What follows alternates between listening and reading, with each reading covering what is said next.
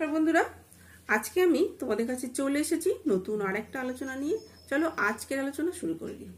প্রথমেই বলি, মিথ্যে কথা যারা বলে তাদের কথা যতই মধুর হোক না কেন, সত্যের কাছে কিন্তু সে সবসময় পরাজিত। অনেক সময় দেখবে চাল পুরনো হলে ভাতে বাড়ে, তাই বলে সম্পর্ক পুরনো হলে ভালোবাসা কিন্তু বাড়ে না, সেখানে বাড়ে শুধু অবহেলা। জ্ঞানী হয়ে বাঁচার চেষ্টা করো, তার জন্য কম কথা বলো। ধনী হয়ে বাঁচো পরিশ্রম করে।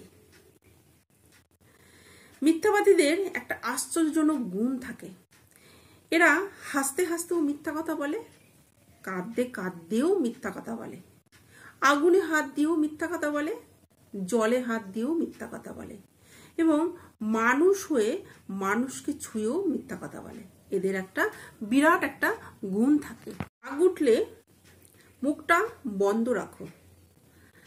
যদি তুমি মুখটা বন্ধ রাখতে পারো, তাহলে রাগের কিন্তু প্রধান চিকিৎসা হলো তুমি মুখটা বন্ধ রাখো।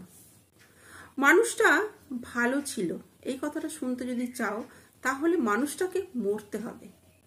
যতদিন তুমি বেঁচে থাকবে ততদিন কেউ তোমাকে বলবে না তুমি ভালো ছিলে। যখন তুমি মারা যাবে তখন সবাই বলবে মানুষটা ভালো ছিল। চোখ আর কপালের মধ্যে একটা জন্মগত পার্থক্য আছে। চোখ যেটা দেখে বলে ভালো লাগে, কপাল কিন্তু সেটাকে সাপোর্ট করে না। সত্য কথা অনেক সময় তেতোই হয়। মুখের উপরে সত্য কথা যে বলতে পারে, তার দেখবে অনেকের থেকে বন্ধু বান্ধবটা কম থাকে।